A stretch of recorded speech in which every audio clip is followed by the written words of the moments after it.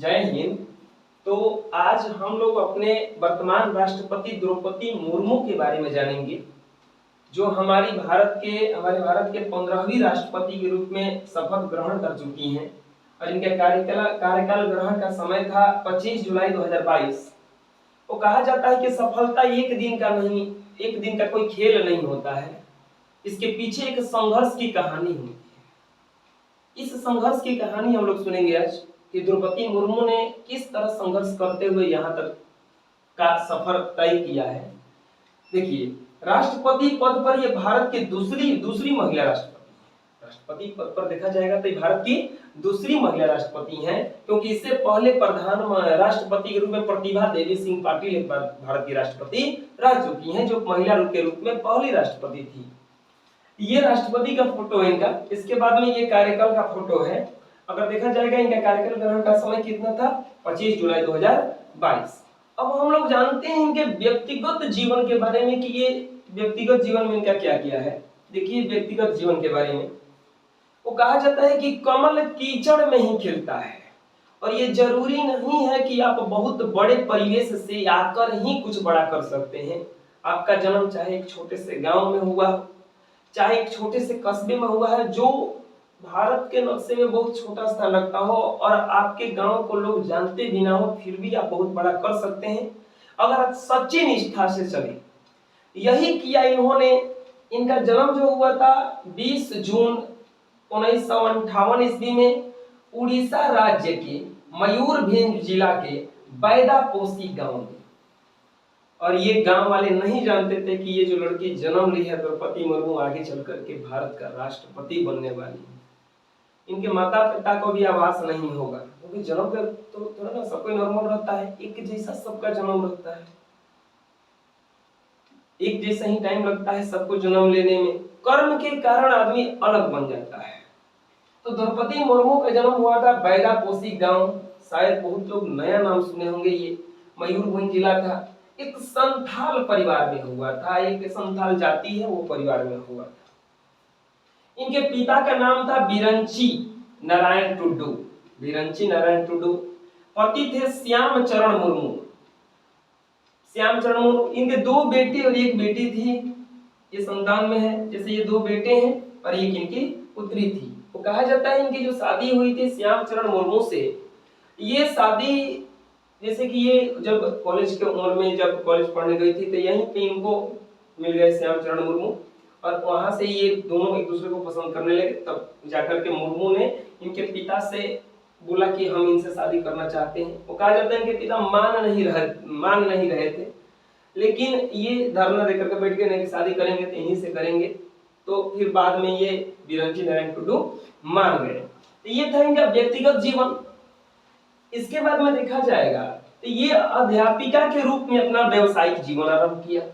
पढ़ाने के रूप में इन्होंने व्यवसाय जैसे कुछ तो करना है ना आगे चल करके, तो अध्यापिका के रूप में इन्होंने अध्यापन को अपनाया, जो भी व्यवसाय के रूप में था। इसके बाद में देखा जाएगा यहाँ पे अब राजनीतिक जीवन में इनका भी राजनीतिक जो सफर है वो बहुत लंबा रहा है।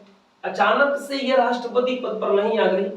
इससे पहले बहुत सारा सीढ़ी जो होता है चढ़ना पड़ता है, क्योंकि राष्ट्रपति जो होते हैं ना वो भारत का प्रथम नागरिक होते हैं, किसी भी देश का प्रथम नागरिक होते हैं, सबसे सर्वोच्च आदमी होते हैं। तो उस पद पर अचानक कोई नहीं पहुंच जाता है। अगर राजनीतिक जीवन देखा जाएगा तो इन्होंने 1997 में अपना करियर स्टार्ट किया राजनीति में। राय रंगपुर नगर पंचायत के पार्षद चुनाव में जीत करके राजनीति में कदम रखा। सबसे पहले नगर पार्षद के चुनाव में इन्होंने नामांकन किया और जीत गई, और वहीं से इनका राजनीति का सफर चालू हुआ 1997 से। इसके बाद में 2000 से 2009 तक राय रंगपुर सीट से भाजपा के टिकट पर 2 बार विधायक बनी। देखिए, रास्ता खुला। पहला सीढ़ी बना नगर पार्षद बन गई। दूसरा में इन्होंने क्या किया, विधायक भाजपा के टिकट पर विधायक का पद लिया, और यहाँ से ये विधायक भी बनी। यहीं पर रास्ता नहीं टूटा, ये मंत्री भी बनी। 2002 में उड़ीसा सरकार में मत्स्य एवं पशुपालन विभाग में राज्य मंत्री स्वतंत्र प्रभार बनाया गया। सबसे पहले बनी ये नगर पार्षद, उसके बाद में विधायक, और उसके बाद में मंत्री। इस यहीं पर सफर नहीं रुका इनका, 2015 से 2021 तक ये झारखंड की राज्यपाल पद पर रही।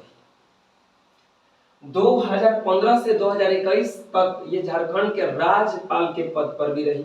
ये था इनका राजनीतिक करियर, कि राजनीति में इन्होंने धीरे धीरे करके अपना रास्ता बनाया।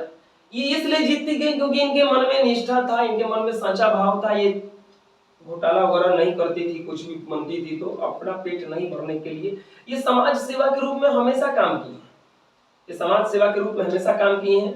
एक छोटे से गांव का भी आज हम बात कर रहे हैं तो एक बस इनके कारण, उस जो इस गांव का नक्शा भी नहीं था उस गांव को गूगल में भी सर्च कर रहे हैं कि कैसा है बैलाकोसी गांव। आगे देखते हैं। देखिए ये जरूरी नहीं है कि आपके साथ अगर आप अच्छा कीजिएगा तो आपके साथ सब कुछ अच्छा ही होगा, बहुत बुरा भी हो सकता है। और इनके साथ तो इतना बुरा हुआ कि जिसका आप अंदाजा भी नहीं लगा सकते।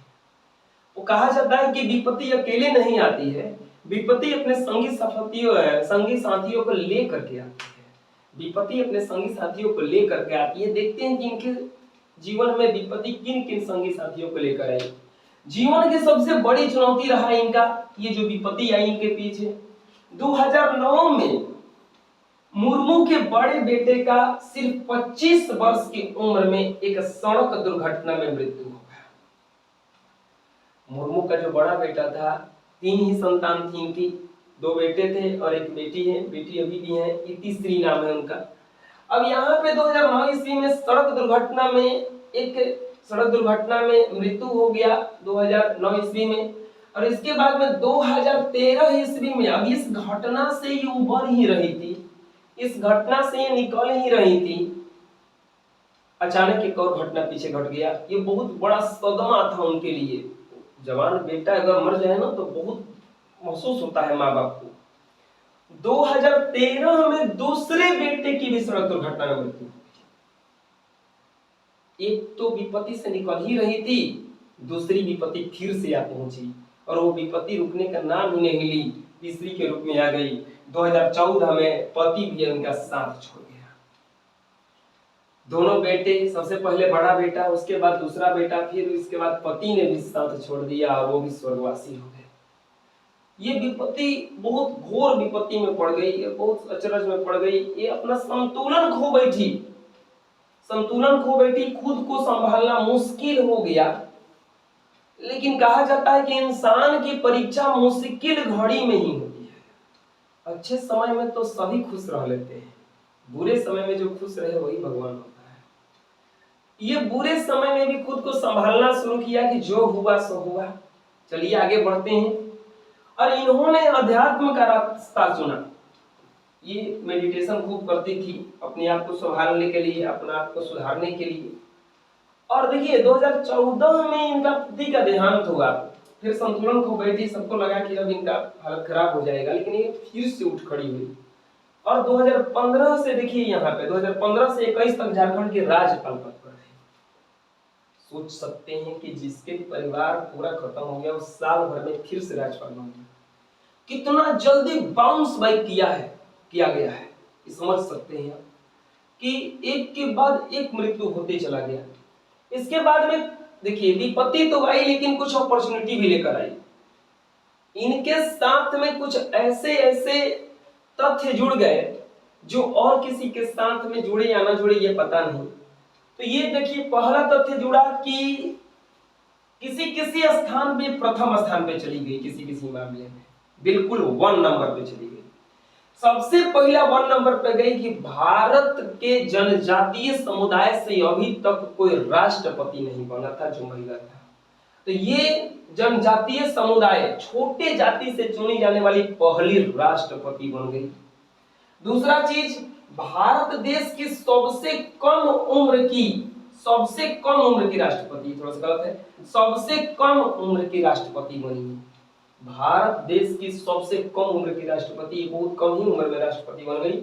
इसके बाद में देखा जाएगा भारत के किसी भी राज्य के लिए प्रथम आदिवासी महिला राज्यपाल।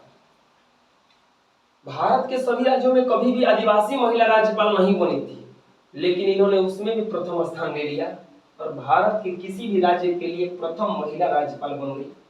इसके बाद में कहा जाता है कि झारखंड की पहला राज्यपाल, महिला राज्यपाल। आजादी के बाद झारखंड में जितने भी राज्यपाल हुए उसमें महिला नहीं थी, लेकिन ये पहला महिला राज्यपाल के रूप में वहां पर कार्यभार ग्रहण किया। तो ये द्रौपदी मुर्मू की कुछ ऐसी प्रथम स्थान है जिसको कोई हटा नहीं सकता है, जिसको कोई अब हटा नहीं सकता है। दूसरा नंबर आएगा, तीसरा नंबर आएगा, प्रथम नहीं ले सकता है ना।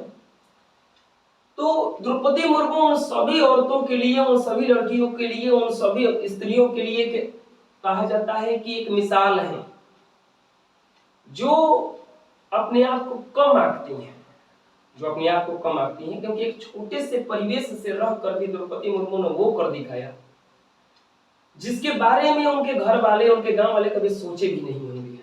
आज उनका गांव उनका नाम प्रतिष्ठा से लेता है। सोचिए उस गांव का कितना अच्छा नाम होगा जिस गांव से एक राष्ट्रपति गया है। तो कभी भी अपने आप को कम मत मानिए। विपत्ति आती है तो मुसीबत लेकर ही आती है, लेकिन उस मुसीबत से निकलना द्रौपदी मुर्मू से सीखिए।